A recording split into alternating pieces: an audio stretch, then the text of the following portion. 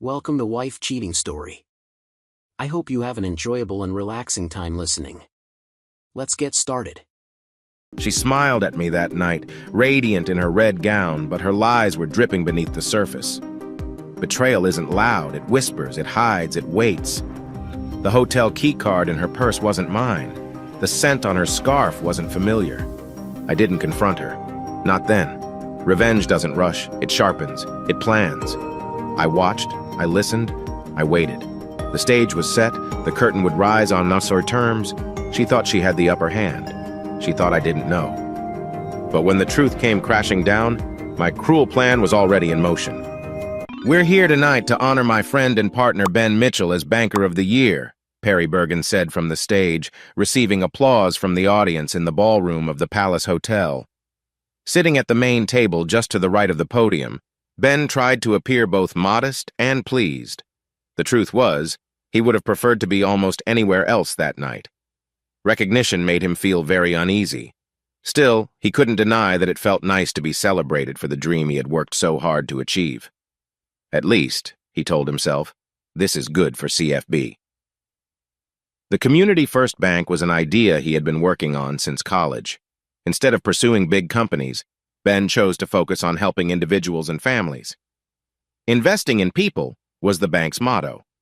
Many people told him that small banking was no longer relevant. In fact, when he presented his idea in a paper for his banking and finance class, the professor failed him, saying, "Your idea will never work." Even Perry Bergen, his friend from the finance program, had doubts. In short, most people did not support his plan, except for the community members who were his target customers. They appreciated the personal touch Ben provided. They took advantage of his small business loans and personal lines of credit, and they returned his trust with a very low default rate. As a result, Ben's bank, which he proudly named Community First Bank, made a profit much sooner than expected, growing at a rate that surprised industry experts.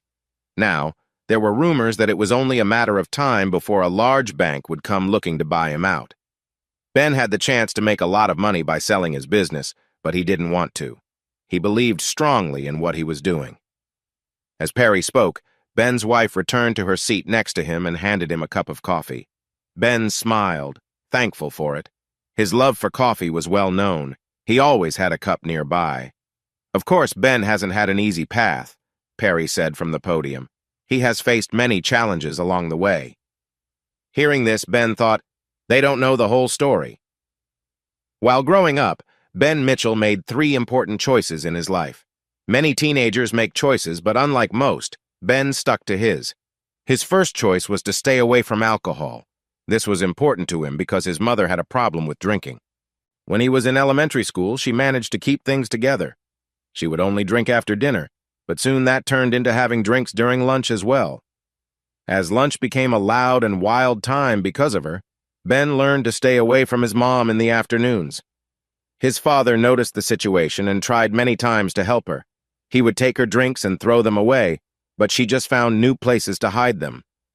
When counseling didn't work, Ben's father realized he couldn't help his wife unless she accepted her problem. So he focused on protecting Ben from the effects of her illness. Even though Ben's father had a good job at the bank, he turned down promotions to stay at the branch close to home. He wanted to be near his son in case he was needed. There were times when Ben's mother forgot to pick him up from school. As her driving became more difficult, Ben's father sold her car, and Ben started taking the school bus.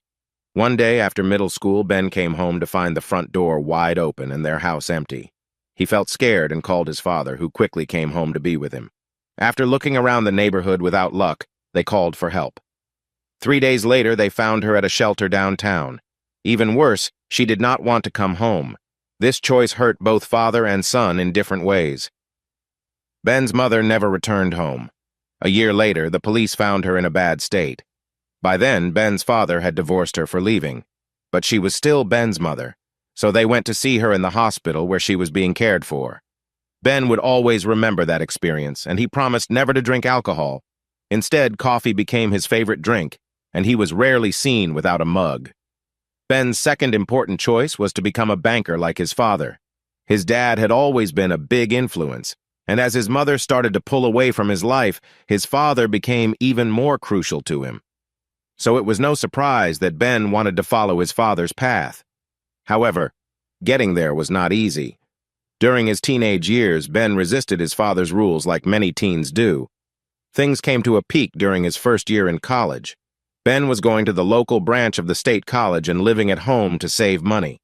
His dad expected him to follow the same rules he had in high school, but Ben felt trapped by the lack of freedom. After losing his wife, Ben's father became very protective of his son.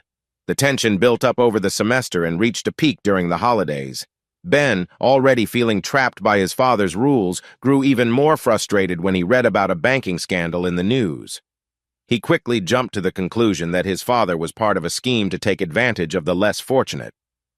To show his anger, Ben announced he would not join in any holiday celebrations because he thought the season was just a way for people to be fooled into spending money. Instead of fighting back, his father took him for a drive through a poorer area of town. He slowed down and pointed to a small house on the street. "See that house? I helped the owner get a loan to buy it," he explained. "But it's just a small place in a tough neighborhood," Ben said. "True," his father replied, "but it's his home, and he works hard for it. More importantly, he is building equity, which means he can get back what he invested and maybe even earn a little extra. Isn't that valuable to him?" As they drove on, his dad pointed out another house with a car parked outside. "I helped the woman who lives there get a loan to buy that car," his father said with pride. "Just because she bought a used car doesn't mean she isn't in debt along with her other expenses," Ben scoffed. "That's correct, Ben," his father nodded. "But owning that car allows her to get a better job in another part of town, which means more money for her family. Also, if she'd financed it through the dealer instead of our bank, she could be paying a lot more every month." As they approached another house, they noticed a truck in the driveway. "Our bank helped him with the money to buy that truck a few years ago. Now he runs his own towing business, and since he partnered with AAA, he's providing well for his family. Yes, the bank does charge interest on the loan, but I don't think he's being taken advantage of. That loan gives him the chance to better his situation." After sharing several similar thoughts, Ben's dad turned the car back toward home. Banking and lending can help or hurt, but when done fairly, banking can be a tool that helps people achieve more than they ever thought possible. Ben stayed quiet on the way home, but his dad could tell he was thinking about what he had seen. Sure enough, the next semester, Ben changed his major to business and started taking classes in banking and finance. Later, he would tell others that the drive on Christmas Day was the turning point that led him to make that choice. That trip also changed how Ben viewed his dad. At first, he thought of him as a strict parent who didn't understand his needs. But hearing his dad speak passionately about his work helped Ben see a different side of him. He began asking his dad questions about banking and his job at the office. Soon, he was seeking his dad's thoughts on various topics. Eventually, he asked about his mother and learned about the pain his dad had kept hidden and the sadness he felt because he couldn't help her. This new closeness between father and son was something that Ben treasured. He felt thankful that during his second year in college, he had built that bond with his dad before he sadly passed away from a heart attack. While he felt the deep loss, the relationship they had formed in the last year of his life brought him some comfort. After the funeral, Ben found even more reasons to appreciate his father when he learned that he was the beneficiary of a sizable life insurance policy. Ben had enough money to finish college and start his career, with some savings left over. Many young men might have wanted to travel and have fun before settling down to work, but Ben had different plans. The money his father gave him became the beginning of his dream, to start his own bank. Ben made this decision when he was in high school. He signed up for a community service project, and on the first day of the group meeting, he saw Elizabeth Pearson. He was so surprised by her that he didn't even hear when the leader called his name. The other kids laughed, and Elizabeth looked at him too. Feeling flustered, Ben focused on the sign-up sheet in front of him. When he finally gathered the courage to look up, he found Elizabeth still looking at him with interest. After the meeting, Ben felt embarrassed, wanting to leave, but then Elizabeth stepped in front of him. "Why were you looking at me like that?" she asked. Caught off guard by her attention, Ben lost his ability to think clearly. To his shock, he heard himself say, I was thinking you are the girl I want to marry someday." He quickly covered his mouth, wishing he could take back the words before they could bring him more embarrassment. Elizabeth stared at him in surprise and replied, "That is so funny." Ben wanted to disappear, but Elizabeth's tone made him stay and listen. With a serious look, she said, "I was thinking the same thing about you." From that day on, they became a couple. At first, their friends found it amusing, but Ben and Elizabeth only had eyes for each other. Over time, it became a normal thing for everyone to see Ben and Elizabeth together. When Ben's father heard about their relationship, he expressed some concern. "I would prefer you to date different girls in your class. You'll learn more about them and about yourself," he told his son. Ben didn't argue. He had already made up his mind. As Ben's father got to know Elizabeth, he felt more at ease with his son's choice. She was kind, well-mannered, and always on the honor roll at school. He had to admit she was also quite lovely. She was tall and slim. When they first met, she was slightly taller than Ben since she had grown taller first. Her red hair fell to her shoulders and framed her lovely face. "She's the ideal girl," Ben's father thought. Seeing how much Ben and Elizabeth cared for each other, Ben's father took him aside for a chat about being responsible in relationships. After a moment, he said, "What I mean is that neither of you should rush into anything you're not ready for." Ben just smiled and reassured his dad. "It's okay, Dad. Elizabeth wants to take her time, and I promised I would too." His father walked away feeling relieved and even more impressed with his son's girlfriend. "I just wonder if they will keep that promise," he thought, remembering his own teenage years. Against all odds, the two young people managed to stay true to their promise throughout high school. They faced challenges but grew closer as a couple. Many times, though, Ben came home from dates wishing for more. Still, he cared for Elizabeth so much that he was willing to wait for her. There was never any doubt that they would go to the same college, and with their good grades, their acceptance was almost certain. By then, both families felt comfortable with them going off together. Their plans to move in together after their first year of college did not worry them. They had a clear goal: to marry right after graduation. But as it often happens, life had other ideas. When Ben's father passed away suddenly, everything changed. Ben left school for a semester to return home, take care of the funeral, manage his father's belongings, and mourn the man who had been very important to him. Elizabeth wanted to leave school too to help Ben, but he insisted, "You can't help me with this. It's my responsibility, and I need to focus on what has to be done so I can get back to college next semester. You should stay in school and finish on time." She agreed, though it was hard for her. As time passed, Elizabeth's friends encouraged her to go out and have some fun. Eventually, she began to join parties and school events, thinking Ben would want her to have a social life. It wasn't long before some guys showed interest in her. She always responded politely, staying true to her feelings she was waiting for Ben. Meanwhile, Ben kept to himself. His sorrow made him uninterested in social gatherings, but he often drove to the college to spend time with Elizabeth. One of these visits turned into something different. Dealing with the loss of a parent is tough, especially when it is sudden. Ben knew this logically, so he wasn't surprised by his own sadness. What he did not expect was how quiet and distant Elizabeth had become. They both missed each other a lot, but Ben thought she would be happy to see him. Instead, she seemed reserved. They went out for dinner, but rather than going to a dance afterward, Ben took her back to her small apartment. They sat on the sofa together, and Ben held her shoulders to look into her face. "What is it? I know this has been hard for both of us, but is there something else on your mind? It's okay to tell me." She looked at him, and tears filled her eyes, which worried Ben. "Your dad's passing was a big surprise for me," she said softly.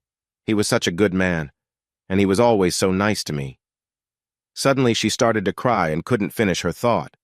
Ben felt emotional too, but couldn't fully understand what Elizabeth was feeling. She wiped her tears and tried to calm down. "It happened so suddenly, and it scared me," she continued. He drew her closer to comfort her, and she let him hold her for a moment before gently moving away. "The thing is," she said, "what if it had been one of us? Please don't think like that. We're both young and healthy."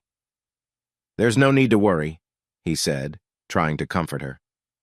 But something could happen, she insisted. I just can't stop thinking about it. She paused, and Ben noticed a determined look on her face. Anyway, I've decided. I want us to be closer, now more than ever. Ben was surprised by her sudden seriousness, but smiled gently. I promised we'd take things slow, he said, his tone soft but firm. She nodded and took his hand. Maybe you're right. Let's just focus on what matters being together. Even though he had only been away at college for one semester, Ben found it hard to catch up. He was out of practice with studying, and many of the classes he needed weren't offered in the second semester. He ended up having to go to summer school. When he saw how well that went, he decided to do the same the next summer, which helped him catch up with Elizabeth and graduate with her. They got married in the campus chapel 3 days after graduation. As he kissed his lovely bride, he softly whispered in her ear, "Do you remember that day in junior high? Best choice I ever made." Before opening his own bank, Ben decided to work at a regular financial institution to gain some experience and learn what he needed to do differently for his own business. His good grades and his father's connections helped him get a job as a management trainee at a large local bank. Ben eagerly took on the job, hoping to absorb as much knowledge as he could. His positive attitude made the routine tasks of his entry-level job more bearable. Still, he was eager to chase his dream. Elizabeth had studied education and got a teaching job at an elementary school. Even though the school was in a low-income neighborhood, her patience and kindness quickly won over her students. Together, they earned enough to manage without using Ben's inheritance. He suggested using some of that money for a down payment on a house, but Elizabeth insisted they save it to start Ben's bank. "We can buy a house later when your bank becomes successful," she told him. Married life for Ben and Elizabeth had its ups and downs, sometimes blending both. For instance, Elizabeth often felt anxious about her doctor's appointments. When her first checkup after their wedding approached, Ben came home to find her worried about the visit. Understanding the situation, he wrapped his arms around her and offered a comforting hug. "You'll be fine," he said with a warm smile. "You're stronger than you know, and I'll be here to support you all the way." Elizabeth smiled back, feeling a bit calmer. "Thanks, Ben. That really helps." As he held her close, she responded with a gentle sigh and reached up to bring him nearer. Her movements created a connection between them, and she urged him to keep going, her voice growing softer as the feelings built up. Suddenly she tensed, feeling a strong wave of emotion. After a few more moments, he joined her, and they both relaxed afterward. After a short break to breathe, he smiled at his beautiful bride. "I hope your checkup tomorrow goes smoother than that." She smiled back. "Well, since my doctor is a woman, I think it will." The next day he went to work feeling pleased that he had helped Elizabeth with her worries. So he was surprised when he returned home that evening to find her in tears. "She told me she found something unusual," Elizabeth cried. "She wants me to see a specialist right away." A wave of concern hit him, but he tried to stay calm as he held her close to comfort her. "It'll be okay," he said. "Doctors usually play it safe. It's probably nothing serious." But it was serious. A worried husband held his wife as the doctor shared the tough news. Ovarian cancer. Elizabeth had a genetic mutation that made her more likely to develop the illness. She had never been tested, and no one in her immediate family had cancer. "We want to schedule Elizabeth for surgery early next week," the doctor said. "We want to be proactive and handle this before it gets worse." Elizabeth buried her face against him, and he felt he had to ask the question he feared. "What will the surgery involve?" The doctor looked at him with sympathy. "We won't know for sure until the procedure. Hopefully, we'll just need to remove the ovaries." He felt Elizabeth's worry. They had both dreamed of having children.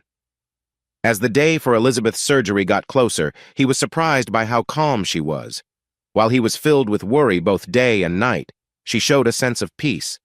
Noticing his concern, she tried to comfort him, saying that although she had always been scared of medical troubles, now that the hardest part was over, there was nothing left to fear. The surgery went well, and the doctor was encouraging when he spoke with him afterward. "I think we got everything," he said. "With a bit of luck, she should be able to live without cancer for many years." Sadly, when Elizabeth came back for follow-up tests, the news was not good. This time, the cancer had spread to her liver. The doctors started her on chemotherapy, which made her feel very sick, but did not stop the cancer from growing. They tried a different kind of treatment, but again, it did not help. Elizabeth's life became a constant cycle of treatment and feeling unwell. His life felt like a blur of work, caring for her, driving her to the hospital, and taking care of their home. Even though he would never admit it, he felt the heavy burden of their situation, especially as he dealt with the loneliness of being the healthy partner. After her most recent treatment, he was with her when the doctor came in with the test results. The doctor's face told them what they both feared.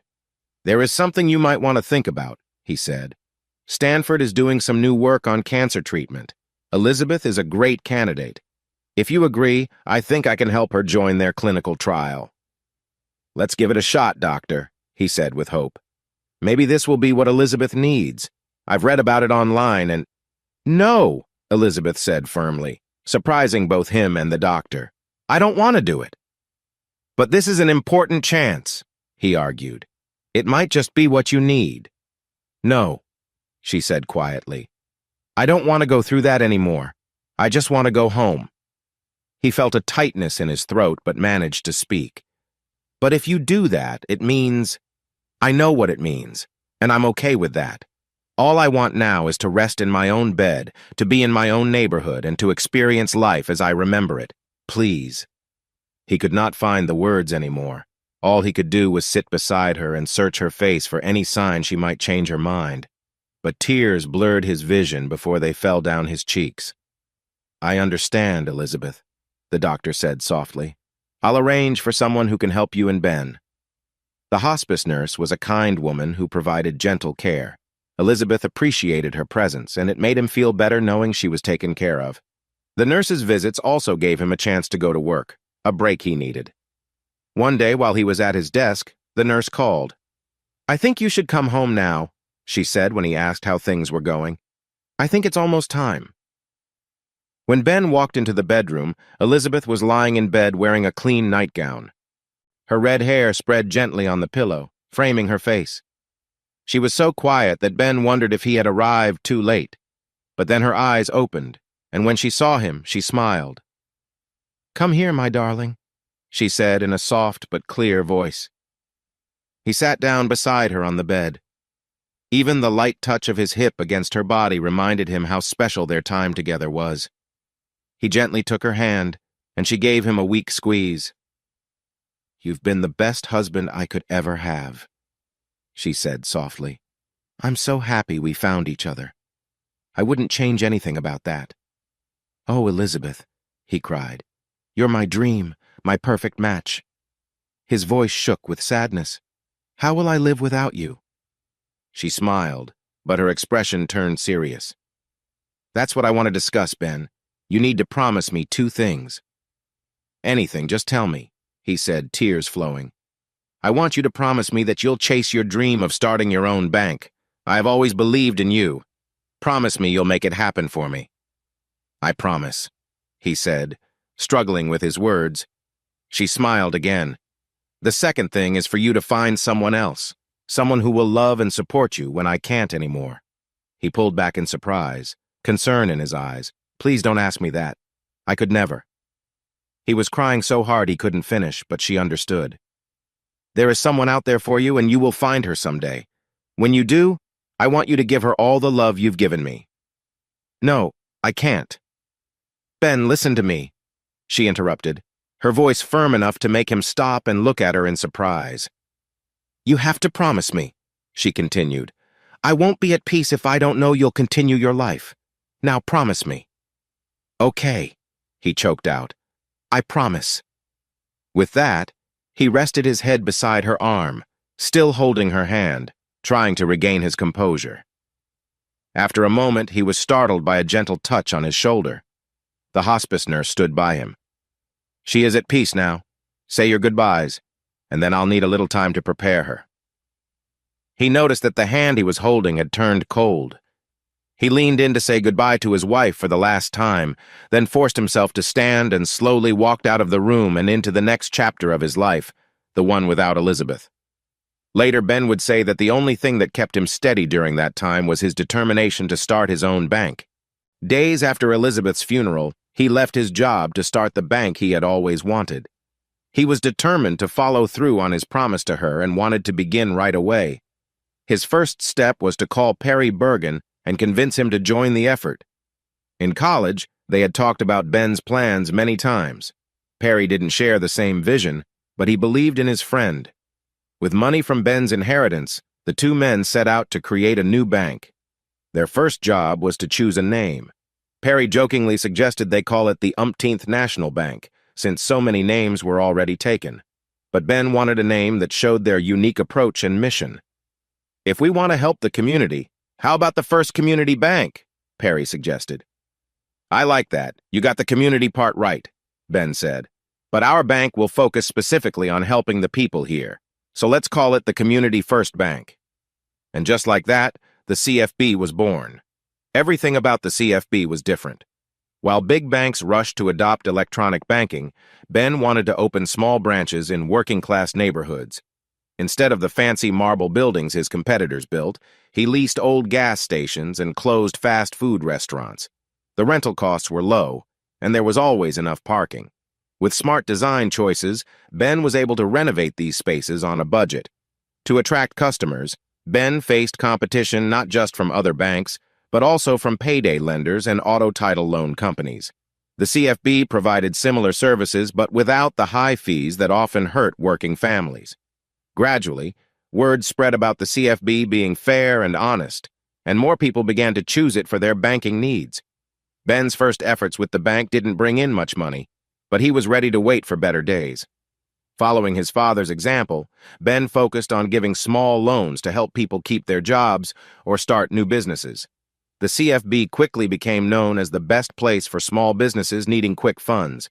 Roofers borrowed money for materials, landscapers got loans for their supplies, and dry cleaners turned to Ben for help when their machines broke down. The bank grew steadily, facing some challenges along the way, but after 4 years it was making a small yet consistent profit. Ben worked hard and finally felt stable enough to buy a house. He chose one that was bigger than he needed, but it reminded him of the home he had wanted for Elizabeth. As time passed, the pain of losing his wife started to ease, but Ben still found it hard to consider the other promise he made to her. A year after her passing, his friends encouraged him to get out more. Perry's wife, Frances, took it upon herself to find new friends for him. Although Ben went out with some lovely ladies, none of them captured his heart. Then, 4 years after starting CFB, everything changed. Instead of renting expensive office space, Ben decided to work from his branch banks. He would take his laptop to the back office of one location for a week, then move to another the next week. This made him feel more connected to his staff and customers. One day, while reviewing some numbers, Ben noticed a strobe light flashing on the wall. It was the silent alarm, indicating a robbery was happening. He quickly checked the security cameras and spotted the person trying to rob the bank.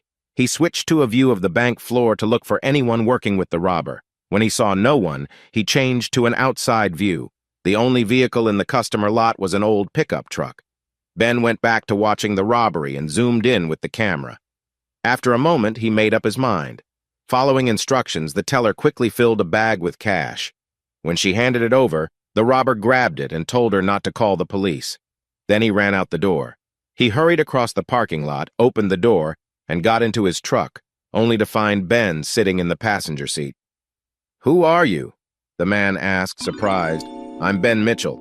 That's my bank you're trying to rob." The man reached into his jacket pocket. "I don't care who you are. Get out of my truck." "Not until you listen to me," Ben replied calmly. The man looked taken aback and then shouted, "You better leave now before something bad happens." Ben studied him carefully. "You don't have a weapon, do you?" The robber glared, then his shoulders dropped and he stared at the steering wheel. "No," he said quietly. Ben pointed to the money bag the man was still holding. "So how much did you want to take?" The man looked up, his face showing tiredness. "I hoped for $30,000. I thought that would help with the mortgage and carry us until I find work again. Ben shook his head. I bet there's less than $5,000 in that bag. But don't check. If the teller did her job, there's a dye bomb inside that will go off if you open it. The man looked surprised and then shook his head in disappointment. What a bank robber I turned out to be, he muttered. Have you done this before? Ben asked. No, I'm not a criminal. I mean, not until now. But I got laid off at the factory 6 months ago, and then my wife got sick. After that, everything just fell apart. He looked at Ben with sad eyes. I guess I got really desperate. Ben studied him for a moment, then opened the passenger door. Come with me, he said. The man got out of his truck and followed Ben back into the bank. The bank staff were surprised when their boss walked in with the man who had just tried to steal money. They were even more shocked when Ben sat at a desk and asked the man to sit across from him. Can someone bring me a loan form? Ben asked. Ben turned to the man. Here's the plan. You give me back the money you just tried to take. In exchange, I will lend you the money you need, and you can pay me back when you find a job. The man was stunned. Why would you do that? You know I don't have a job, and I just tried to rob your bank. Ben smiled as he filled out the loan form. If I call the police and report the robbery, the bank will be closed for the rest of the day, maybe longer. That's a big loss for us. Plus, there's a lot of paperwork and problems that would come from it. But if I lend you the money you need and you pay me back, I can make a little profit. I think you're worth the chance. He turned the form around for the man to see. So what do you think? Do we have a deal? The man looked at the paper, then his eyes widened when he looked closer. Wait a minute, this says you're loaning me $40,000. You wanted $30,000. I thought you might need a little extra. If you don't use it all, you can always return it. The man stared at him in awe, took the pen Ben offered and signed. Then he looked up at Ben again and said, Thank you, sir. Mitchell. The news spread quickly through the bank, and by that afternoon, Perry Bergen was calling Ben. What were you thinking? He asked urgently. We might never see that money again. Maybe, maybe not, Ben replied, but it felt like the right choice. Please, Ben, don't make decisions without talking to me first, Perry pleaded. But the situation did not stop there.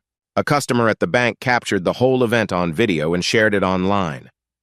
The next day, when Ben arrived at work, he was greeted by a news crew from a local TV station asking for an interview. As soon as he finished with them, another reporter called, and then another. That evening, the story was the top news. Still trying to figure things out the next day, a friend handed Ben a copy of USA Today, which had shared the story nationwide. While he was reading, one of his employees approached him with excitement. It's Good Morning America! They want you to fly to New York to be on the show! Then, things got even more interesting. During the live interview, Robin Roberts surprised Ben with news that a local company had heard the story and wanted to offer the would-be bank robber a job. If Ben Mitchell believes in him, we can too, a company representative said, and the crowd cheered. The New York Times published a story featuring a photo of a surprised Ben Mitchell, with the headline, The Face of Compassionate Capitalism. The article also included details about Ben's life, such as the passing of his father and Elizabeth. Ben didn't want that information shared, but he felt he couldn't stop it. The publicity brought CFB a big boost in recognition and significantly increased both deposits and loans. Perry felt great joy as he watched the weekly numbers rise. He never spoke about how he first felt about what Ben had done. A month later, things had calmed down when one of Ben's workers came to see him. There's a woman here who wants to meet you, the man said. She says she's a reporter. Ben sighed, feeling tired of the attention. I thought we were finished with that. Can't she come back later? The man gave Ben a strange look. I really think you should meet her. Ben raised an eyebrow but said nothing. After a moment, he agreed to let the reporter in. When the door opened, Ben looked up and just stared. The woman in front of him was truly stunning. She was tall with dark hair that framed her striking face. She wasn't the typical kind of beautiful. Her nose had a slight curve that made it look like it had been broken, but that only added to her charm. With high cheekbones and deep-set eyes, she was the most lovely woman Ben had ever seen. Realizing he was staring, He quickly stood up to greet her and awkwardly apologized for his small office. If the woman was bothered in any way, she didn't show it. Once she sat down, she tilted her head and looked up at Ben from under her long lashes. "I'm Scylla Devereaux, Mr. Mitchell, and I actually owe you an apology. I'm not a traditional reporter. I'm an author working on a book about new trends in business. The title I'm considering is The Metamorphosis of American Banking in the 21st Century. Based on what I've read, I think Community First Bank would be a great example for my study." Ben was glad to talk with her and took the chance to learn more about the fascinating woman sitting across from him. He was pleased to learn that Scylla had earned her MBA from the Wharton School at the University of Pennsylvania. After working for several years with a big consulting firm, she shared with Ben how much she enjoyed the lessons she learned there and wanted to try writing a book. Ben then gave her a brief overview of his background and how he came up with CFB's mission and values. They talked so comfortably that Ben was surprised when one of his colleagues knocked on the door to say it was time to close for the night. "I didn't realize I was keeping you so long," he said with a bit of embarrassment. "Would you like to continue this over coffee or dinner?" She smiled sadly. "I would love to, but I have another commitment tonight." Noticing his disappointment, she added quickly, "Could we possibly continue this another time? I don't want to interrupt your work more than I already have." He agreed right away, and they set another date. When they met again, the conversation flowed just as easily. Ben opened up to Scylla about Elizabeth and how he had lost her. His story made her emotional. In return, she shared about her first marriage to a man in Miami who had been unkind. "My nose reminds me of that experience," she explained. "I never tried to change it. Every time I see my reflection, I want to remember the lessons of being too trusting." Ben told her he thought her nose added character to her face, and she smiled with appreciation. As the evening came to an end, Scylla thanked him and said how much she enjoyed their time together. Since Ben felt the same way, it was easy to plan another meeting.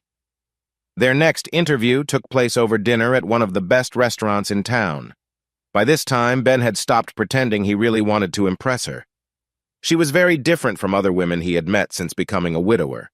She was smart and easy to talk to, had a great sense of humor, and her looks could easily grace a magazine cover. As he walked her to the table, he noticed the envious looks from others and felt proud to be with her. Dinner was even better than their previous outings, thanks to a wonderful meal and delicious wine.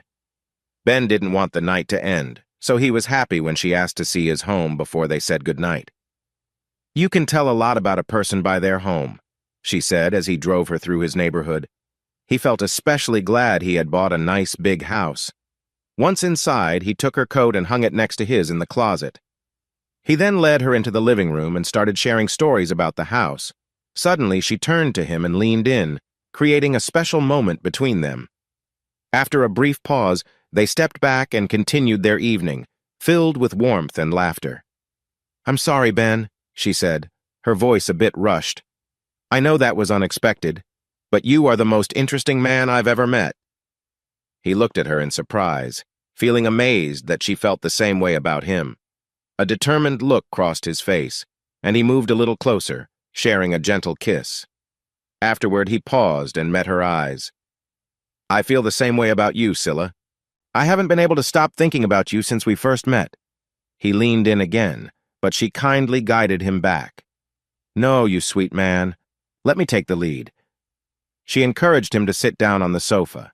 Then, with a gentle sway, she adjusted her outfit in a way that felt natural. He couldn't help but admire her grace. She held her pose for a moment before stepping closer to help him with his shirt. In a burst of excitement, he took off his shirt. She held his hand and led him to his bedroom. He wanted to lay her on the bed, but she gently guided him to lie back. She knelt in front of him, warm and welcoming. Though he felt nervous, he couldn't hide his happiness as she got closer with a playful smile. The moment felt thrilling, and a warm feeling surrounded them. It was a lovely exchange of kindness, and as they shared their feelings, the atmosphere felt charged with energy. After a while, she playfully changed her position, and he sensed the growing spark between them, showing how strong their bond was. As the evening continued, they relaxed together, feeling comfortable and caring. He admired her beauty, thankful for the joy they shared. In the morning, Sunlight streamed through the windows. He looked at her as she slept, her face calm and serene. Ben shook his head in amazement. Even in her sleep, she appeared peaceful. When she woke up and met his gaze, a smile spread across her face. "Hi there," she said softly. "Thank you for a lovely night." He hugged her close and gave her a gentle kiss. "Last night was one of the best times of my life," he said sincerely. "Did you enjoy it?" she asked playfully, her eyes sparkling. "That was wonderful," he replied with honesty. Her face grew serious. "That's how I feel about you. Wonderful." From then on, they stopped pretending to be just friends. They were now a couple. Ben took Scylla everywhere, introducing her to friends and showing her around the city. His friends were thrilled to see him so happy again. After a theater trip with Perry and his wife Frances, while the two women stepped away for a moment, Perry pulled Ben aside. "You're a lucky guy," he said with a friendly pat on the back. "I thought you had given up on women for good, but you certainly have made up for lost time." Ben noticed how much Frances had changed over the past few years. He figured that was why he heard a hint of envy in his partner's voice. Ben was also surprised by the reactions of some of his female friends. They had been eager to see him back in the dating scene, yet now they seemed almost upset that he had found someone. He figured it was jealousy. "They wanted me to be happy, but not completely," he thought with a chuckle. After being together for 6 months, Ben decided he was ready to stop living alone. When he proposed to Scylla, she happily accepted. Ben offered to plan any kind of wedding she wanted, but she insisted on a simple ceremony in their backyard with just Perry and Frances as witnesses. Ben's daydream was interrupted by laughter from the crowd as Perry began his introduction. He glanced at his smiling wife and felt a rush of satisfaction. "Life is pretty good," he mused. "Considering everything I've been through, the biggest problem I have is figuring out how to say no to Bank Group's buyout offer." "And now," he heard Perry say, "without further delay, I present to you your Banker of the Year, Ben Mitchell." As applause filled the room, Ben leaned over to Scylla, then stood up to grab the notes he had tucked in his suit jacket. He was surprised to find that he was sweating more than usual. "I'm not typically nervous before a speech," he thought as he approached the podium. A wave of warmth surrounded him, and he thought, "I should ask them to turn up the air conditioning." Spreading his notes on the podium, he looked around the room and froze. His heart raced so loudly that he worried the audience might hear it. A strange, metallic taste filled Ben's mouth, reminding him of a line from an old Rem song, "Aluminum tastes like fear." He looked at Perry for help, but when he saw his friend's face lit up with bright colors, he hesitated. Ben rubbed his eyes, hoping to clear his vision, but the colors only got brighter. He grabbed the podium to steady himself, feeling a mix of chocolate and metal in his mouth. In a panic, he tried to ask for help, but his words came out slowly and barely made sense. He heard shouting but couldn't see where it was coming from. Everything around him was blurry. Suddenly, he noticed hands and arms reaching for him, and the crowd became a frightening sight. Ben made a high-pitched sound and tried to hide behind the podium, which felt like it was shaking in his grip. To his horror, the microphone looked twisted and threatening. In fear, he pushed it away, causing the podium to fall over. Loud cries filled the room, and when Ben looked up, he saw the walls shifting in strange ways. Before he could react, a flash of light caught his eye, and the crystals in the chandeliers changed into rushing shapes. Terrified, he threw himself over the table in front of him and rolled off the dais to the floor. The fall left him dazed, but he quickly saw shapes approaching and crawled under the table, searching for a place to hide. The darkness felt like a safe spot, but soon bright blobs of light appeared, shifting into odd forms that changed constantly. Some were even beautiful, and he paused to admire them. But then he felt himself being pulled back into the light, and despite his desperate attempts to get away, he found it impossible to escape. Heavy weights pressed against his arms and legs, and something held his head still so he couldn't move much. The noise all around him was very loud, and he tried to ignore it, but it was hard to do. Then he felt more pressure on his knee and noticed discomfort in his thigh. Suddenly, everything began to fade into darkness, and the last thing he saw was Scylla's unclear face hovering over him. After that, everything went black. When Gina Esposito arrived at the hospital on Monday morning, she found a note asking her to meet with her supervisor. A wave of worry hit her. The hospital had already faced job cuts, and rumors said more might happen. However, when she met her supervisor, she was relieved to hear she was not losing her job. But her relief changed to worry when she learned about a special task. Starting now, you have a new patient. He is important, and Dr. Adenauer will be in charge of his care, so you need to be ready, her supervisor said.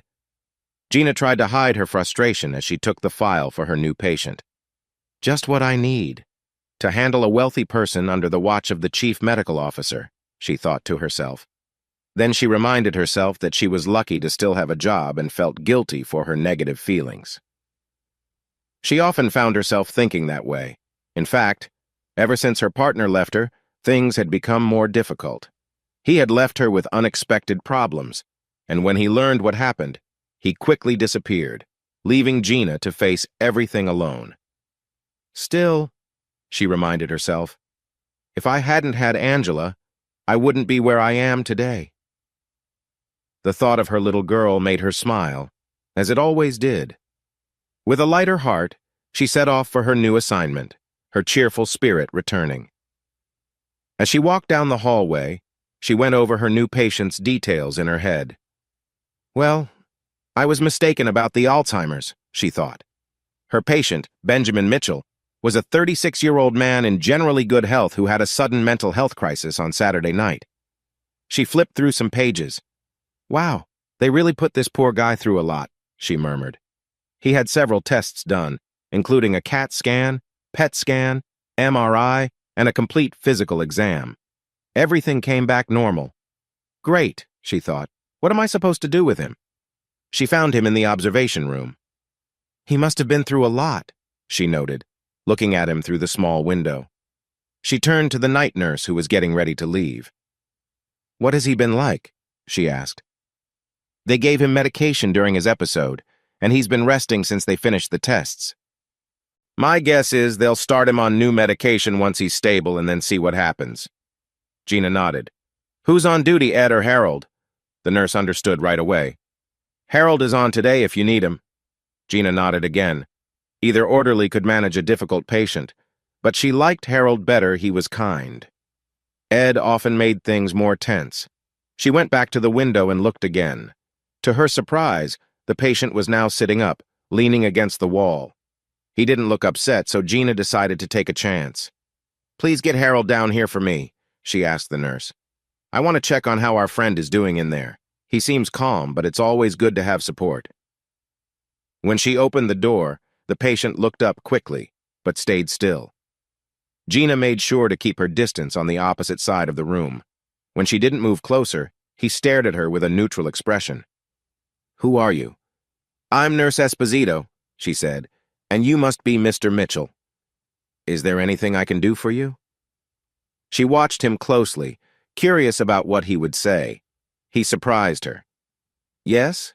Could you get me a cup of coffee? She thought about it for a moment, then decided that a little caffeine might be okay. She turned to the intercom and said, Harold, can you please bring a cup of coffee for Mr. Mitchell? Then she looked back at Ben. Do you want cream and sugar? Just sugar 2 packs, he replied. When she handed him the cardboard cup, he took a quick sip and made a face. This is awful, he said. She laughed. I know.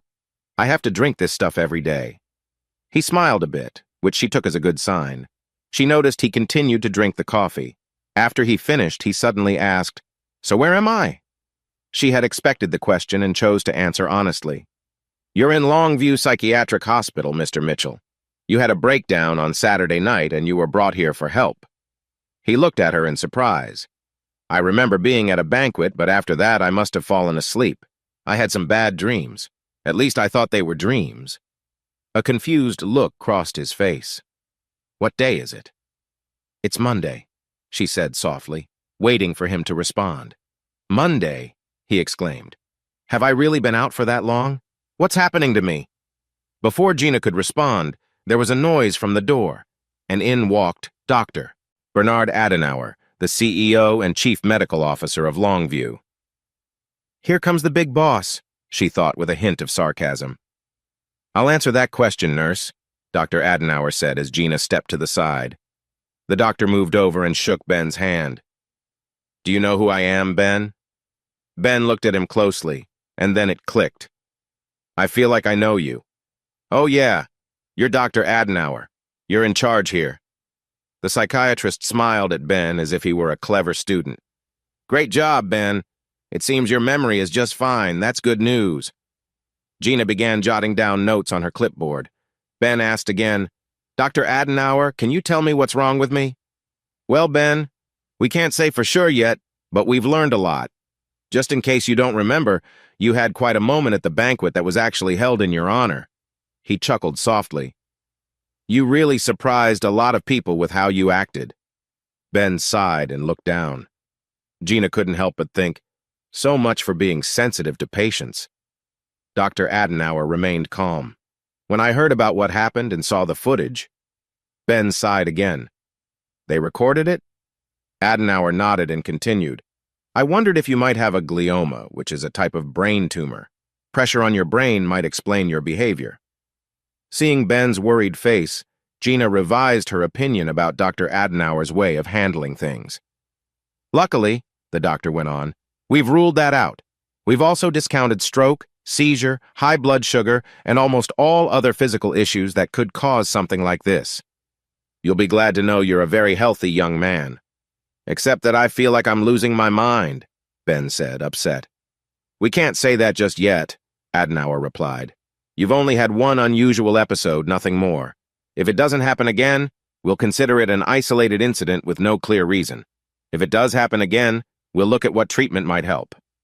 Ben eyed him with suspicion. Do I have to stay here? Oh yes, I think it's best. For one, your stay will help me and Nurse Esposito keep an eye on you and talk with you. Secondly, if something like this happens again, you will be in a safe place. Ben frowned. How long will that be? We'll see about that, the doctor replied casually. I have to go now, but I'll come back later for your therapy. He turned to Gina. Nurse Esposito, could you join me, please?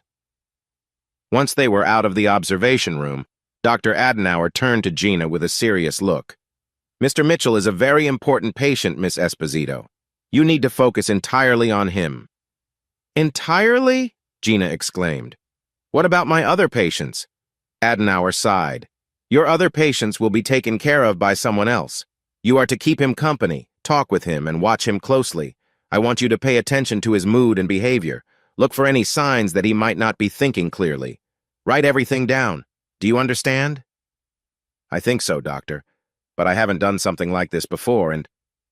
Are you saying you can't handle this, Nurse Esposito? Should I find someone else for the job? Oh, no, sir, I can do it, I promise, she said quickly. Good, he replied.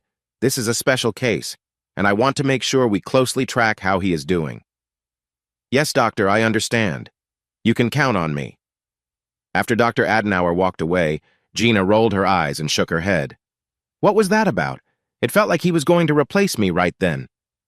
Taking a deep breath, she returned to the observation room and went inside. Mitchell looked at her with a fierce expression. So, you're going to be my babysitter. Gina wrote in her notebook, patient shows clear signs of anger. Inside, she thought, this won't be an easy job. That evening at dinner, Gina told her mother and brother about her new assignment. Her brother, Marco, worked as a detective in the city police department.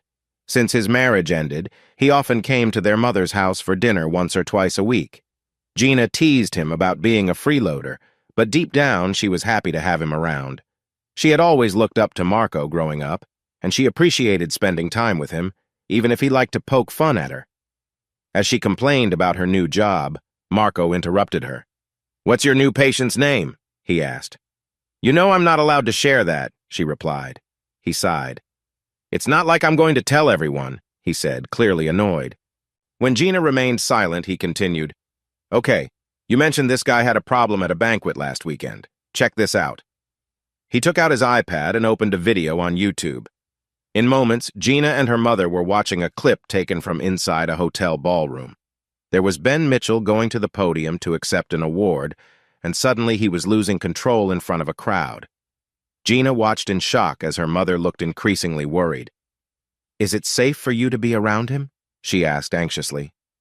Gina assured her that she would be fine, but she was struck by how quickly Ben went from seeming happy to clearly struggling. "What does the doctor say is wrong with him?" Marco asked teasingly. "Dr. Adenauer hasn't given a clear answer yet," Gina replied sharply, annoyed by her brother's joking. "Well, I can tell you what's wrong with him, and I'm not even a doctor." "Your friend seems to be in a bad way," Marco said confidently. Gina frowned at him. "Actually, that's not true. They checked him out completely. He's fine, no drugs or alcohol in his system. In fact, he doesn't drink at all. They looked at his arms and legs closely, and there were no marks. Plus, 200 people at the banquet ate the same food he did and felt fine. So why not leave the health matters to the experts?" Marco wasn't convinced. "Maybe, but he looks pretty spaced out to me." He shook his head. "It's a shame, really. I hear he's a decent guy for a banker." Now both women were interested, so Marco pulled up a video on his iPad showing Mitchell helping out during the robbery attempt. After they finished watching, Marco said, "I thought he was in deep trouble when I heard about this. When someone tries to rob a bank, it's usually serious, but it seems he managed to handle it this time. It shows there can be exceptions." Gina didn't say anything, but she felt a bit more respect for Mitchell after watching the video. She planned to see him with a different perspective the next day. This was Gina's first time on a case like this, and she was unsure what Adenauer expected her to do. How was a nurse supposed to understand Ben's feelings? Also, how could she spend time with him without running out of things to say? And how could she make a real difference given his sad and defensive attitude? The next morning, Gina walked into Ben's room with confidence. He greeted her with a sharp remark. "Oh, my babysitter is back." Gina smiled and kept going. "That's not a very friendly way to greet someone, especially since I made an effort to be nice to you." With that, she showed him the cup of coffee she had brought and offered it to him. His expression changed right away, and he took the cup with gratitude. His smile grew even wider when she handed him some sugar packets. "Thank you," he said sincerely. "You don't know how much I've missed good coffee." After a few moments, he looked at Gina with a teasing smile. "All right, Nurse Esposito, I guess I should cooperate a bit. What do we have planned for today? Word games, inkblot tests, puzzles?" Gina rolled her eyes, but stayed focused on her purpose. After much thought, she decided to start by asking Ben about what he remembered just before his recent difficult episode. She wanted to gather as much information as possible about his feelings, actions, and interactions with others leading up to it. As she asked her questions, everything he shared seemed completely normal to her. Still, she continued, not wanting to miss any important details. When she felt she had covered that topic, she gently encouraged him to describe his experience. As she expected, he was hesitant. She explained that sharing these details could help Dr. Adenauer understand what happened to him. Listening to his story, Gina found it surprisingly hard to keep her professional smile. Most people she had worked with didn't realize anything was wrong. Their feelings and instincts were just part of who they were. But Ben's case was different. He seemed fully aware that his actions were out of the ordinary. Gina noticed how troubled he was by the way his thoughts seemed mixed up. What seemed to bother him the most was how he understood things. "I remember seeing a woman yelling, but instead of hearing her, I felt something strange. Another time, I touched the soft carpet and saw a bright color. It was one of the scariest moments of my life." "You were experiencing something called synesthesia," Gina explained. "This means your senses were confused, and your brain mixed up different feelings. Many people have had this experience, but we don't fully understand why it happens." Ben still felt uneasy remembering that experience, but it helped a little to know there was a name for it. Gina could see that Ben did not want to talk more about what had happened. Not wanting to upset him more, she suggested they have an early lunch. While they ate simple food off paper plates, she thought hard about a better topic to discuss. Then she remembered Dr. Adenauer's comments about Ben's memory. Maybe this would be a good way to connect with him. "Okay," Gina said cheerfully after they finished lunch. "Let's change the topic. This afternoon is all about Ben Mitchell. I want to learn all about you." "You might find it boring," Ben replied. "I'll decide that," she said. "Now let's get started." With that, she began to ask him questions about his life, his feelings about his parents, what he liked and didn't like, and anything that might help her understand his recent challenges. Before she began, she worried they might run out of things to talk about, but she was determined to keep the conversation going. But once they began, time seemed to move quickly, with each moment leading to more questions and memories. Gina was not just interested in the events of Ben's life. She wanted to understand the deeper themes that might show her who he was. It was hard for her to listen to his story without feeling involved. Slowly, she started to see him not just as a patient but as a person. Before meeting Ben, Gina had certain ideas about businessmen and bankers. However, it soon became clear that he did not match those thoughts. For example, he had not grown up with wealth. His father worked as a mid-level manager, and she learned that Ben's mother often spent any extra money they had. As she listened to Ben talk about his mother, she quickly realized why he stayed away from alcohol. Even if he had some chance of being affected by it, his mother's struggles clearly left a deep impact that kept him from ever feeling tempted. Beyond the lesson he learned, Gina noticed how his mother's situation affected him. It would have been easier for him if she had passed away suddenly, she found herself thinking.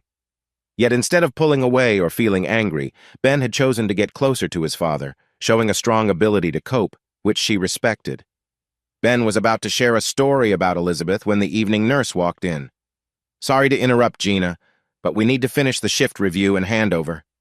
Gina was surprised and assured Ben they would continue first thing in the morning before quickly leaving. Later, as she drove home from the hospital parking garage, she thought, "I need to plan my time better. I have a lot of notes to type up when I get home." The next morning, Gina came in with another cup of coffee for Ben, who thanked her for being so thoughtful. She felt happy to see him smile at her kindness. Even after spending time with Ben discussing his early years, Gina's notes brought up many more questions she wanted to ask. It was not until after lunch that they returned to the topic of Elizabeth. Gina knew Ben had been married before, but she did not know much about that relationship or why it ended. His story moved her more than she expected, and she felt relieved when Ed came to take him for his session with Dr. Adenauer. Once he left, she took a moment to collect herself, scolding herself for getting too involved with a patient.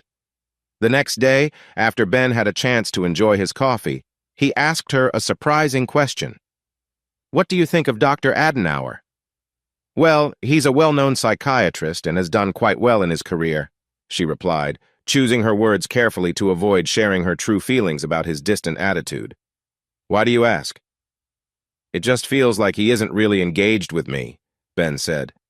He seemed distracted and kept asking the same questions. Plus, I don't see how his methods apply to my situation. "I'm not a doctor, especially not a psychiatrist, so I can't really comment on Dr. Adenauer's ways," Gina answered cautiously. "But he's respected in his field, and I believe he knows what he's doing." Ben nodded and took another sip of his coffee, but it was clear he was still unsure about her response. Then he surprised her again. "Before we keep talking about me, I want to know something about you. You've been asking all the questions, so it's only fair I get a turn," he said. "No, that's not really appropriate. You're the patient, and I'm here to help you," she said with determination. He flinched at her words, and Gina felt a wave of guilt. A quiet moment followed, but he spoke up before she could. "I'm just not used to this kind of attention. I'd really like to know more about you, though. You've been my companion for a while now." She was about to say no again, but hesitated. "Maybe I can learn something from the questions he asks, the things he cares about. I'm figuring things out, so why not?" Gina spent most of the day sharing her story with Ben. His questions started off simple, but soon became deeper, revealing her thoughts and feelings. "Wow," she thought, "he's really good at this." He especially wanted to know about her past relationship, and he seemed upset to hear how her ex-boyfriend left when Gina found out she was going to have a baby. As she told him about it, old feelings bubbled up. "I didn't mean for this to happen," she exclaimed.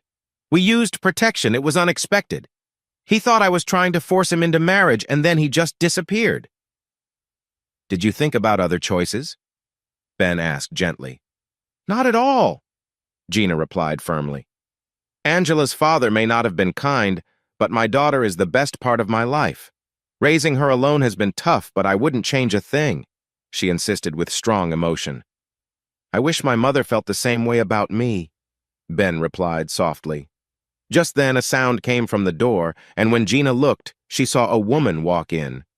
Scylla, Ben exclaimed as he stood up quickly. Concern flashed across the woman's face, and Gina understood what was happening. She took Ben's arm and gently guided him back down. Please sit down, Ben, she urged. You'll surprise her. Ben understood this and sat back down, a little hesitantly. When he seemed calm, the woman stepped more into the room. Ben, dear, it's so nice to see you, she said with a forced cheerfulness. Gina noticed that responses can be complicated when it comes to mental health. Ben smiled at his wife. It's great to see you. I've missed you. Scylla smiled back but then looked at Gina. Who are you? She asked. Gina turned to her. I'm Nurse Esposito, Mrs. Mitchell. Doctor. Adenauer asked me to help your husband with his recovery. Scylla nodded briefly and said, I understand, but I don't think we need you right now. Gina stood her ground. A staff member must be with a patient at all times on this floor, she explained firmly. They should have told you that at the desk. It's okay, Ben quickly added. She's been very helpful to me. I see, Scylla replied, deciding it was best to drop the subject. She turned back to Ben. I'm sorry I haven't come to see you sooner. I knew you were in good hands, and things have been so hectic after what happened at the banquet. I've been working with Perry to keep everything running smoothly at the bank. It was quite overwhelming for a while, as you can imagine. Gina winced at Scylla's choice of words, but Scylla went on. In any case, Dr. Adenauer has been giving me updates on your progress, and I'm very encouraged. He says you're doing really well. Gina noticed a hint of doubt in Ben's expression when Dr. Adenauer was mentioned, but she chose not to address it. As they chatted, it was clear to Gina that Ben was happy to see Scylla, though she sensed a touch of sadness. I'm really glad to hear you and Perry are keeping things going at the bank, he told her. That's a real comfort. I hope I can get back to work soon, he said, then added, I wish you could have come to see me earlier. I know, dear, and I'm really sorry, she replied, but I brought you a small gift. She picked up a little brown bag and walked over to him. Inside was a cup of coffee and 2 packets of sugar. I thought you might miss your favorite coffee, so I brought this for you. She reached out and gave him a quick hug, but then stepped back quickly. I'm sorry I have to go now, but it was great to see you. I'll be back as soon as I can. Scylla turned and hurried out the door, leaving Ben with the coffee and a surprised look. To break the silence, Gina quickly said, That was really nice of her to bring you your favorite coffee. She must care about you a lot. Ben smiled a little but glanced at the empty coffee cup that Gina had brought him that morning. Trying to lift his mood, she added, Your wife is truly wonderful. I can see why you chose her.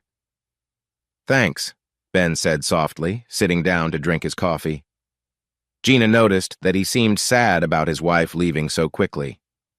At that moment, the night nurse peeked in, letting Gina know it was time to change shifts. Gina patted Ben on the arm and said cheerfully, I'll see you in the morning. Enjoy your coffee. As Gina drove home, she felt frustrated. What's wrong with her? She thought.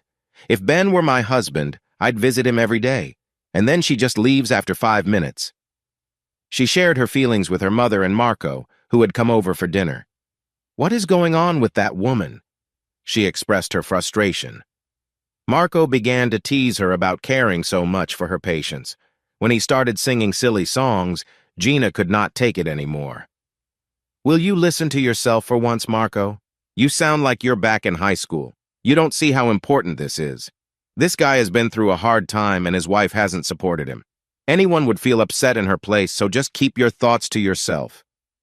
Marco knew his sister well enough not to irritate her more, but he couldn't help but grin. Gina rolled her eyes and did her best to ignore him for the rest of the evening. I am not getting too involved with my patient, she told herself firmly after he had left. The next morning, she set off for work early. After grabbing a coffee for Ben from the kiosk in the hospital lobby, she hurried to the ward. Before she walked in, the night nurse stopped her. You better not go in there, she cautioned. He had another episode last night, and it was pretty serious. Oh, no, Gina exclaimed, rushing to look through the window. Ben was huddled in a corner, looking upset. Trying to keep her feelings in check, she returned to the night nurse. "Tell me what happened," she said, trying to sound calm. "Well, it started right after the evening shift change," the nurse explained. "The nurse on duty heard him call out and saw he was sweating a lot. He seemed confused and was moving around the room aimlessly. Thankfully, Harold was still there, and he and Ed were able to help him. We gave him some calming medicine, and that helped a bit. But this morning, he has been restless again." Gina felt a surge of worry but aimed to stay calm. She walked back to the window and studied Ben closely. He seemed awake, but very quiet. Gina opened the door and approached him. Kneeling down, she began to ease the tension in the air. "Are you sure you know what you're doing?" the other nurse asked, looking nervous. "He seemed very troubled last night." "I understand," Gina replied, though she did not feel completely sure. Still, she tried hard to help him feel better. After a while, she sat beside him, ready to offer support. He turned to her with worried eyes. "Oh, Gina, I don't know what's wrong with me," he whispered, his voice shaky. Then he rested his head down, clearly needing comfort. Most of Gina's patients did not realize they were unwell. Many insisted they were fine, while others truly needed help. For the first time, Gina had a patient who understood that something wasn't right in his mind, and that realization weighed heavily on him. Seeing him like this affected Gina deeply, causing her to shed a few tears. She stayed with him for a long time until another nurse walked in. When Gina raised her eyebrows in question, the nurse held up a syringe. "Medication," she said. "Dr. Adenauer's orders." Gina nodded. Clozapine was the right choice for this situation. After Ben's second episode, it was clear he required medication. "Ben," she said softly, "the nurse is going to give you something to help you."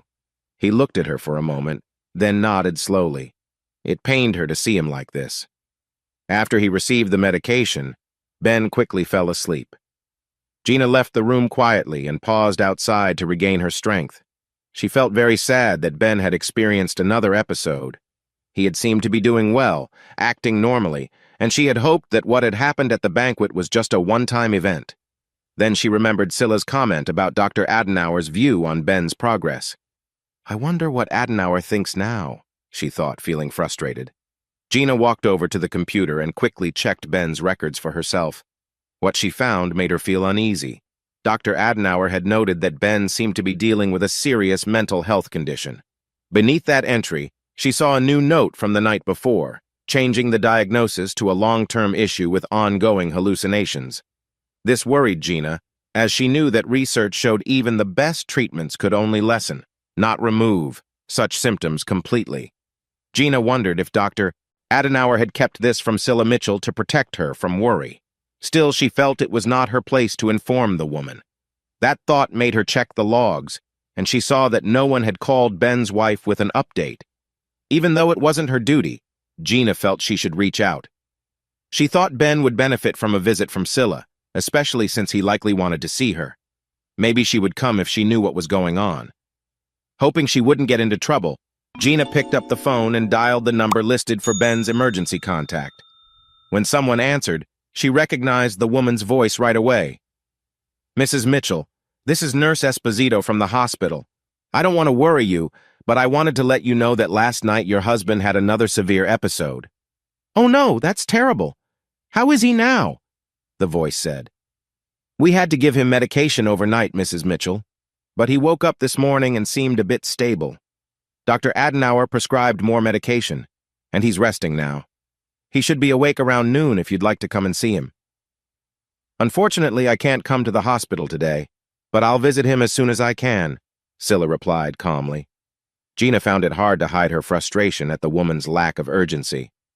"Mrs. Mitchell, I believe it would really benefit your husband if you could see him soon," she insisted.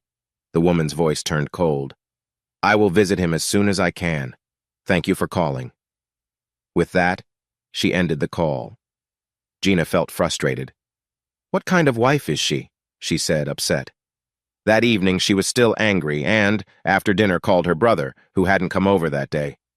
"Hey, Marco, can you do me a favor? I need you to check on Mrs. Benjamin Mitchell. She goes by Scylla." "Wait a minute, sis. I can't just check on someone without a good reason, Marco disagreed. Well, I have a good reason, Gina replied, explaining what she had experienced with Scylla. She may seem distant, but that doesn't mean I can run a check on her, Marco said after listening to Gina. Come on, I know you checked on your ex without anyone knowing. Just do the same for her and tell me what you find. You'll get me in trouble one day, Gina, but I'll see what I can do. By the time Gina returned to work 2 days later, she hadn't heard back from Marco. She looked at the patient log and saw that Ben had no visitors during that time. When she entered the room, she found him looking calm but without energy. I feel like my mind is in slow motion, he said. Everything feels sluggish. She nodded kindly. That's a common side effect of the clozapine, she explained. It usually goes away quickly when the medication changes. When will that happen? He asked, sounding hopeful. Gina realized she had made an error but tried to brush it off. That will be up to Dr. Adenauer to decide, she answered. She expected him to argue, but he seemed to lose interest. It doesn't matter anyway, he said sadly. I don't want to think about feeling this way. Gina did not want to see Ben feeling so down. She needed a neutral topic to discuss that would engage him. Suddenly, an idea struck her. Can you tell me about banking? She asked. I know you got into it because your dad was a banker, but what else keeps you interested? He looked at her surprised. Why do you want to know about banking? Gina felt determined. It's not that I care about banking itself. I'm curious why you care so much. He sighed and started sharing a memory of a Christmas trip with his father long ago. At first, he spoke in a calm tone, but as he continued, Gina noticed his excitement growing. She asked questions, and his enthusiasm came through clearly. Gina felt happy. Not only was Ben starting to feel better, but he was also thinking and speaking more clearly. To her surprise, she found herself drawn into his story. Who knew that something like banking could affect people's lives so much? Their conversation flowed through lunch and into the afternoon. Just as Gina was about to ask him something, there was a noise at the door. Scylla Mitchell came in with a man in a business suit. Gina already had her opinions about Ben's wife and was not impressed with the man either. He was about Ben's age but seemed quite ordinary. Who is he? And why is Scylla with him? She thought. Ben stood up as if to go to Scylla, but remembering Gina's earlier warning, stopped himself. Babe, it's great to see you, he said with energy. Then he turned to the man next to her. Perry, thanks for coming. How have you been? He said cheerfully. Gina, this is my business partner, Perry Bergen. He started asking Perry questions about the bank, but Scylla stepped in. Hold on, darling, she said. There's something important we need to talk about. As you can imagine, a lot of problems have come up at CFB that need your attention. We've put them off for as long as we could, hoping you'd be back as CEO. But now with this recent setback, it seems that won't happen very soon. Gina felt unsure about where this conversation would lead, but one look at Ben's face showed he was not pleased. Perry continued the discussion. That's right, Ben. We have a lot to take care of. There are documents to file with the Securities and Exchange Commission, contracts to sign, and that offer from Bank Group we still have to address. Wait a second, Ben interrupted. We already decided to turn down the Bank Group offer. Yes, Perry quickly replied. But we haven't done that formally yet, and they are waiting for a response from the CEO. What Perry is trying to say is that the bank has been having a tough time without a CEO, Scylla explained. So he has stepped in to take that role temporarily until you are better. To make sure our interests are protected, he asked me to act as executive vice president. Perry was shocked. But how can he do that? I'm the CEO and the largest shareholder. You can't just ignore me. Of course not, darling. No one is ignoring you. We just got Judge Gray to grant me power of attorney for your affairs until you are well again. It was the only way we could keep things running smoothly while you focus on your health. You had me declared unable to make decisions? Ben asked in disbelief. I promise. It was the only option, dear, Scylla replied gently. Besides, it's only temporary until you recover. Then everything will go back to how it was before. In Gina's eyes, it seemed like Ben had lost all his energy. He appeared to sink against the wall behind him. If this is the only way, I get it. It's just hard to accept, you know? Gina wanted to run to him and offer comfort in his clear sadness, But then she noticed the second shift nurse waving at her. Reluctantly, she said, "Ben, I have to go now. I'll see you in the morning, okay?" "Sure, sure," he replied softly. Perry spoke up. "I think we should leave too, Scylla. We don't want to disrupt the hospital." As Gina finished gathering her notes for the shift, she watched the two of them walk out, speaking quietly to each other. She clenched her teeth in frustration. Even if their actions were necessary, surely they could have handled it better, she thought. When she finished, she headed to the stairs leading to the parking garage. As she walked through the dimly lit area, she suddenly heard voices arguing and stopped in her tracks. The hospital was in a safe area, and she had never faced trouble before, but Gina knew that a woman alone should always be careful. "Not here," she heard a woman's voice say, and she recognized it as Scylla's. Curious, Gina crept closer to understand what was happening. "Come on, Scylla, it's done now. Ben's out of the picture, and we have control. There's no reason to hide any longer." "Oh, that's Perry Bergen's voice," Gina thought. "What is going on?" "Perry, it won't help us if anyone finds out before this is finished. Just hold it together long enough to drive home, and I'll show you why patience matters." Gina couldn't hear the man's reply because the car engine suddenly roared to life. Then, as she hid behind a pillar, the car drove quickly down the ramp to the street. "Oh no," Gina thought as she headed home. "Are Scylla and Perry working together? I wouldn't trust her." When she got home, she found her brother helping their mother make dinner. Gina jumped in, eager to talk. "Tell me quickly, did you find out anything on Scylla Mitchell?" she asked. Marco gave her a sly smile. "You know, Gina, I looked into Scylla Mitchell. Thanks for bringing her up," he said. "Why? What did you discover?" she asked, curious. His sly smile turned into a big grin. "I found out she's quite an interesting person," he laughed. "It was fun to learn about her." Gina was not impressed. "Stop joking," she said angrily. "I want to know the truth. I think she's mixed up in something with Ben's partner. They seem to be involved in something bad." Marco's smile faded, replaced by a serious look. "That fits a pattern," he replied. "What do you mean?" Gina pressed. "From what I found out, she was married to a man in Miami, just as she told Ben. And here's something interesting. He worked in finance too. But she didn't leave him for a bad reason. He was the one who ended things when he found out she was unfaithful. He had some powerful connections, and that led to her leaving that area quickly."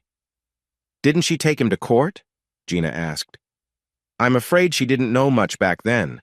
She didn't realize her husband had ties to some serious people. They made it clear it was best for her to leave. My contacts in Miami said she was on a plane out the very next day. I guess she used the money from their divorce to go to Wharton," Gina said, remembering what Ben had told her. Her brother laughed. "Maybe her flight from Miami connected through Philadelphia International Airport, but that's the closest she ever got to UPenn. She went to Florida Atlantic for a couple of years when she was younger, and that's it for her formal education. She's been tricking Ben all this time. I can't wait to tell him what she's doing now." "Calm down, sis," Marco said. "It's common for people to stretch the truth a bit to seem more interesting. If not, we would need to question a lot of people. And as for the rumors, what proof do you have? What you overheard sounds suspicious, but there might be another reason for it. Plus, your patient is already dealing with a lot. Do you really want to add to his stress? You should be careful." Gina took a deep breath. "I guess you're right," she said slowly. "But I will keep an eye on that woman. She made me uneasy from the moment I met her, and everything you told me just makes me more suspicious." Marco smiled at her. "You're just jealous that she got to Ben before you did." "I am not. He's just a good guy who needs help, and he's not getting it from his wife." "Of course, Gina, of course," he said with a grin. The next morning, Gina still wasn't sure what to say to Ben. The conversation she overheard was definitely worrying, but she had to admit it wasn't completely clear.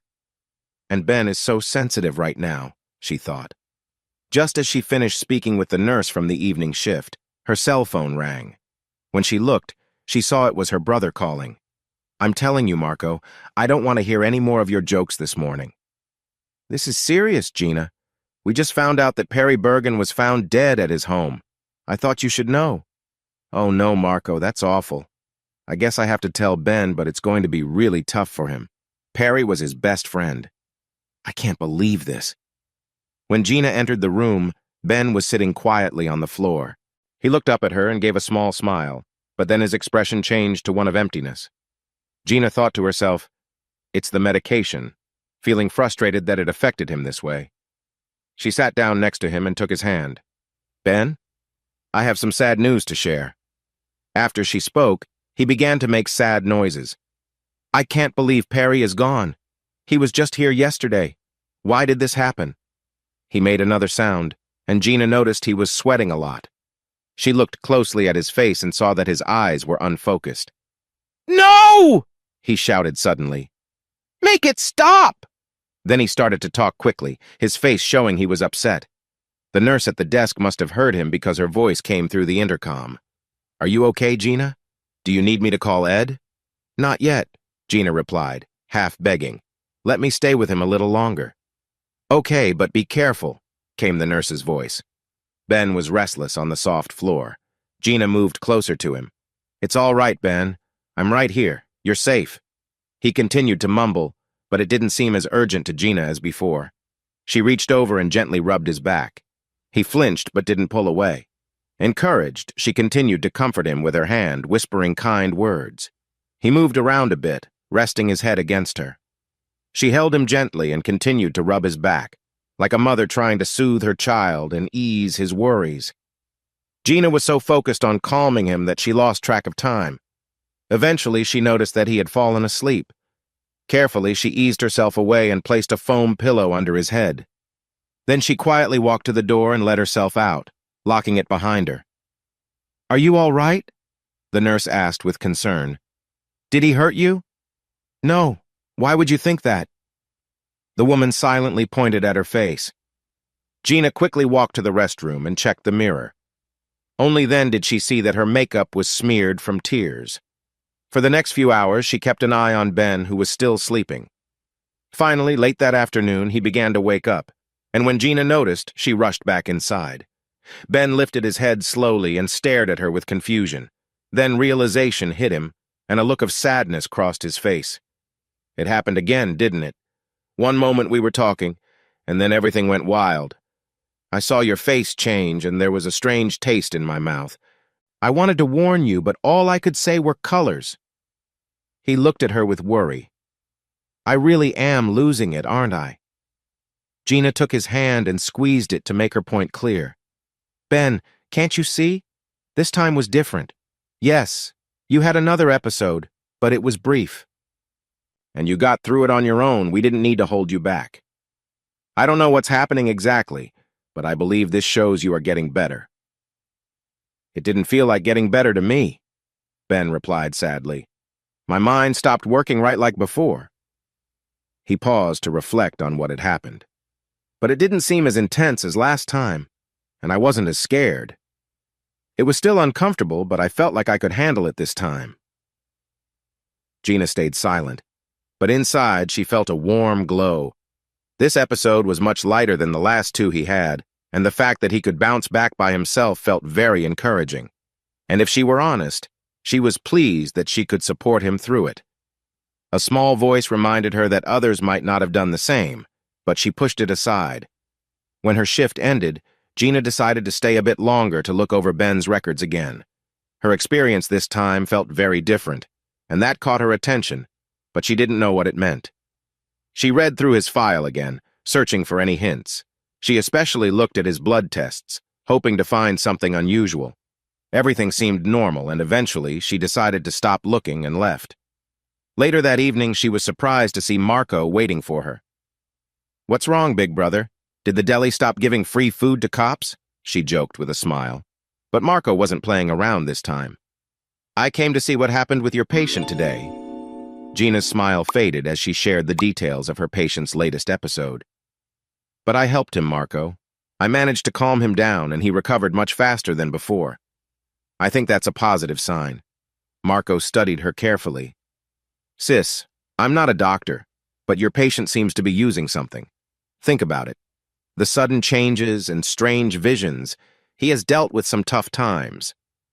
"But they are not all the same," Gina said, defending her patient. "Today was very different from the last two episodes." "Did you mention Bergen to him?" Marco asked. Yes, Gina replied, a bit unsure. See? That could have triggered a memory from the past due to stress. It's quite common. Marco, he isn't using anything. They did many tests when he had his first episode, and they found nothing. Okay, what kind of drug tests did they run? He asked. A urinalysis, as required by federal guidelines. They didn't find anything. Marco nodded. And how long after his episode was he tested? He inquired. Gina thought back, trying to remember the records she had just reviewed. His first episode started around 9 p.m. on a Saturday. They kept him until Sunday to take him to General Hospital for tests. They did many scans and checks on him. If I remember right, they only did the blood and urine tests after he returned to Longview. So it could have taken 24 hours or more, Marco said with a nod. So what? Gina replied sharply. A urine test can show if drugs were used for several days afterward. Not for all drugs, Marco countered. Some can leave the body in just a couple of hours. When he saw Gina about to argue, he raised his hand. Look, I know you know medical stuff, but I know testing. How long did they wait after his second incident to test again? They didn't. There was no need. He was in the hospital. Everything he had was from there. He couldn't have gotten anything else. Are you completely sure he didn't get anything from outside the hospital? Well, I did bring him a cup of coffee from the Starbucks in the hospital lobby, but I swear I didn't do anything. Marco didn't smile at that. I don't even need to ask about the banquet. With all the eating and drinking, someone could have slipped something in. But the hospital situation is confusing. Are you sure no one else brought anything in? Only Scylla Mitchell, she brought him a cup of Starbucks too. But if someone had added something to the coffee, half the hospital would have shown signs. At the mention of Scylla, Marco seemed more interested. Does he like anything with his coffee sugar cream or anything special? Just sugar. Then that might be the clue, he said confidently. It would be easy to take a couple of sugar packets and change them. He noticed Gina starting to object and quickly added, Come on, Gina, you're a nurse. You know how small hypodermic needles are. Don't forget, some things have no smell, no color, and no taste, she said. Someone could add a drop to a sugar packet, and the person using it would have no idea until it was too late. We need to do something, she said quickly. Hold on, don't jump to conclusions. We're just guessing about what might have happened. There's a respected psychiatrist who disagrees with what I think about Ben.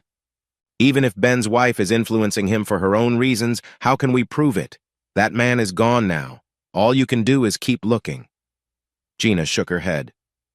I know you're right, but it still feels wrong. Marco looked at her seriously. Just one thing, little sister. Stay alert at that place. You got it? She nodded, feeling uneasy. The next day at work, Gina didn't know how to talk to Ben. She felt it was best not to mention her worries, as she didn't want to upset him again. She had seen how much Perry Bergen's passing affected him, and wanted to avoid causing more stress. She also didn't want to bring up questions about Scylla, because Ben seemed certain about his wife. Making accusations could push him away. In the end, she decided to keep their talks casual and normal.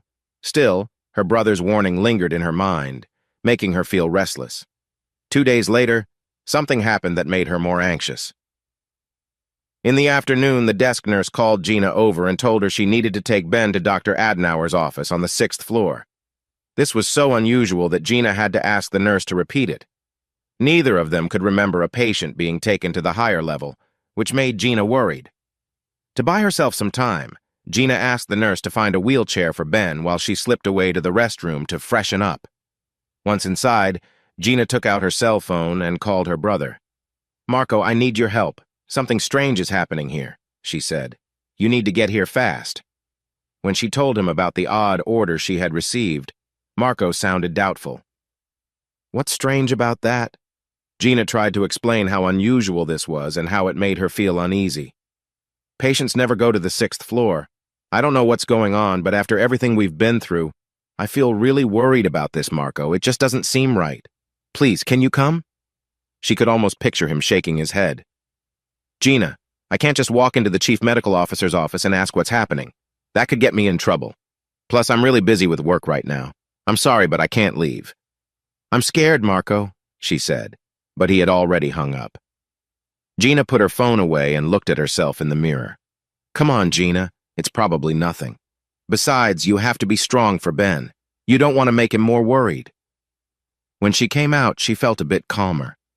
The desk nurse had found a wheelchair, so Gina took it and opened the door to the secure area. She explained to Ben as best as she could. He seemed curious about the visit to Dr. Adenauer's office, but was surprised to see the wheelchair. "It's just a safety measure, Ben," Gina said to reassure him. "This way you can't slip and get hurt. We want to keep everything safe." Ben reluctantly agreed. When the elevator stopped on the 6th floor, Gina pushed him out carefully. This was Gina's first time visiting the executive floor, and she looked around curiously at the decor. Unlike the floors at her workplace, this area had thick carpets that made it a bit hard to move the wheelchair. "They don't expect patients up here," she thought nervously. As she reached the end of the hallway, she was surprised to see Ed open the double doors to Dr. Adenauer's office. "Ed, what are you doing here?" she asked, feeling uneasy. The way he looked at her always made her feel uncomfortable. "I'm just here to keep things calm," he said with a smile as he stepped back to let her in. At first, Gina saw no one else in the room, but then she noticed Dr. Adenauer talking with Scylla Mitchell on what seemed to be a large balcony. Come in, Ben," Adenauer said cheerfully. "I'm glad you could join us today. Nurse, please bring him over here so we can enjoy the nice weather together." Following Adenauer's invitation, Gina wheeled Ben across the polished floor to the balcony. As Ben stood up, his wife came over and quickly hugged him. To Gina, Scylla's greeting seemed a bit distant, but she kept her opinions to herself. Ben, Scylla, and Dr. Adenauer sat around a small table on the balcony, while Ed stood by the entrance, leaving Gina unsure of what to do. "We're having a little celebration," the doctor said happily, "so we should have some refreshments." "No refreshments for me," Ben replied quickly. No, of course not," Adenauer said. "I know what you like, Ben. We have coffee for you and tea for Scylla and me." He turned to Gina. "Everything is in the kitchen. Would you please bring it out for us, nurse?" Gina felt uneasy being asked to act like a server. People had treated her this way before, but this time, she kept quiet and followed the doctor's directions. As she entered the small kitchen, she felt confused. What could they possibly be celebrating? The whole situation seemed strange. She looked around and saw cups and saucers neatly arranged on a silver tray. A pot of hot water was warming on the stove, and beside it was a fancy coffee maker with fresh coffee ready. She poured the hot water into the cups with tea bags and filled the last cup with coffee. She noticed there were packets of sugar on each saucer. Just as she was about to take the tray to the balcony, a troubling thought crossed her mind. What if someone had done something to the sugar? This thought made her shiver, but before she could decide what to do, she heard Dr. Adenauer calling for her. When Gina placed the tray on the table, Scylla quickly reached out and arranged the cups and saucers. "Doctor." Adenauer nodded with approval and then looked at Gina. "Thank you, nurse. That will be all. You can go back to your ward now." Gina didn't want to leave Ben alone with these people. "Shouldn't I stay to help Ben?" she urged. Dr. Adenauer's face became serious. In a firm voice, he replied, "We will take good care of your patient. Now please go and close the door behind you." Gina turned away, feeling reluctant as she walked to the door. She desperately wanted to do something for Ben, but she couldn't think of anything. With a heavy heart, she walked out and shut the door behind her. Ben had been watching and looked increasingly uneasy. "I don't understand, Dr. Adenauer. Why am I here? What's happening?" "We'll explain everything shortly," Scylla replied. "But first, let's enjoy our drinks and this lovely fall sunshine." As the three of them sipped their beverages, Adenauer took the chance to share his ideas for Longview Hospital and talk about some of its successes. When he finished, Ben looked at him with curiosity. "That's impressive, Dr. Adenauer, but I don't see how it affects Scylla and me." Scylla and the doctor shared a quick glance before Adenauer turned back to Ben. "The truth is, there will always be challenges to any great plan, and some people might not see the chance to help. In the case of Longview, for example." "What Dr. Adenauer means," Scylla interrupted, "is that he is much better at being a psychiatrist than running a business." Adenauer gave her a surprised look, but she continued. "Unfortunately, the doctor's big vision is facing some tough financial times. The hospital is having a serious money problem. On top of that, the other banks around here have refused to give the hospital loans that it needs to stay open. Simply put, if someone doesn't help him with credit soon, his hospital could shut down. I think that's a bit dramatic, Adenauer said, but Scylla ignored him.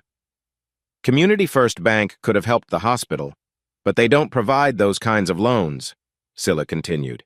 Ben shook his head firmly. That's right. We focus on a different kind of customer. We wouldn't give a loan like that.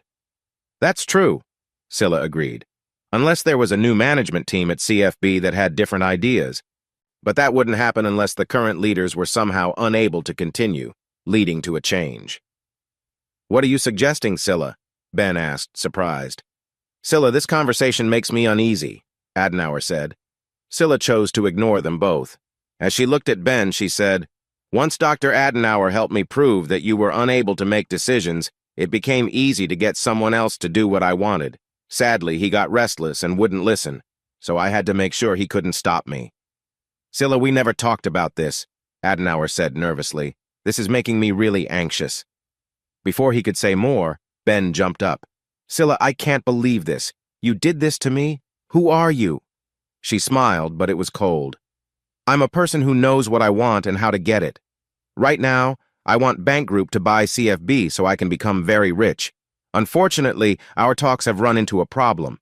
Bank Group is worried that the power of attorney I have could be taken away, and our deal might fail. To fix this, Dr. Adenauer and I need to make sure you never get better. Ben felt scared as he understood what Scylla was saying. What are you going to do now? He asked with worry. You're going to have another major episode, Ben. In your condition, you might jump over the balcony. You can't do that, Ben gasped, alarmed. Actually, I'm already working on it, she replied calmly. The sugar in your coffee had something mixed in that should start working soon. Look at you. You're beginning to feel overwhelmed. Soon you won't be able to fight it. Then our friend Ed here will help you see the threat. Ben felt Ed's strong hands pushing him back into his seat. No, let me go, Ben yelled, struggling and calling for help. Even as he fought, he felt more anxious. Suddenly the door burst open and Gina rushed in. What are you doing to him? She shouted. Let him go. Adenauer was startled by Gina's entrance, but Scylla stayed calm.